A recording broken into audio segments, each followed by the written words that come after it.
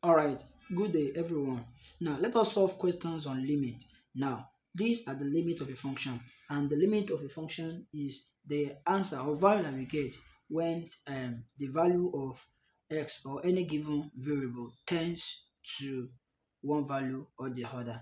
Now in the first question, we are given that the limit of x tends to 1, the limit of x squared minus 1 all over x minus 1 as x approaches 1. Now if we plug 1 in this equation, 1 minus 1, we are going to be having 0. 0 divided by 1 minus 1, which is 0. This is what? Undefined. That is, it is meaningless. Unless we have 0 divided by a number, we can have 0. But 0 by divided by 0 is undefined. So how can we solve this kind of question? Now, whenever we are being given limit, the very first thing we are going to do is that we are going to plug the given value. Now, if the value is equals to 0, if the value is equal to 0 over 0, now we call it what? An undefined function. So we have to find another way of doing that. And mind you, and this always happens whenever we have a rational function, that is a function that is having numerator and denominator. So we need to find another method. The very first method we can use is factorization method.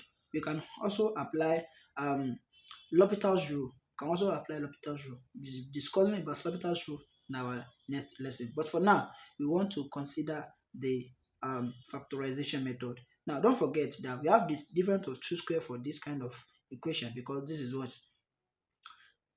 this is x squared minus 1. Now, for the first one, I'm having the limit of x tends to 1 of x squared minus 1 can be written as x squared minus 1 squared. Don't forget our um difference of 2 squared. So which says that we have something like this. Are going to be having x squared minus 1 squared, that is difference of 2 squared. I'm going to take the two values, x minus 1 multiplied by what? X plus 1. Why are we doing that? We are doing that because if we multiply this back, x times x, are going to be having x squared. X times plus 1, are going to be having x, and minus 1 times x, are going to be having minus x. So it's cancelled out. We're still going to be arriving at x squared minus 1 squared. Don't forget that 1 squared is still 1. So now here and this one can cancel out. We're going to be left with x plus 1. Now let us plug our 1. 1 plus 1 here. We're going to be having 1 plus 1. So which is equals to what? Is equals to 2. That's our final answer for that. Now for the second question, we are having the limit of x tends to 4. So we can write this as 2 minus square root of x over x minus 4. Now here, let us multiply both numerator and denominator of this expression by the conjugate, because if we plug 4 here, this is square root of 4, which is 2, which is 1. 2 minus 2 is 0. If we plug 4 here, 4 minus 4 here is 0, which is undefined situation. So we need to find another way of doing this. But this one is not a kind of factorization method. We have to apply the rational function, and we have to apply the method of rationalization. Now don't forget, in solve we always rationalize the denominator, though we can also rationalize the numerator. Keep that at the back of your mind. So let's rationalize this. The conjugate of 2 minus root x is what? 2 plus root x.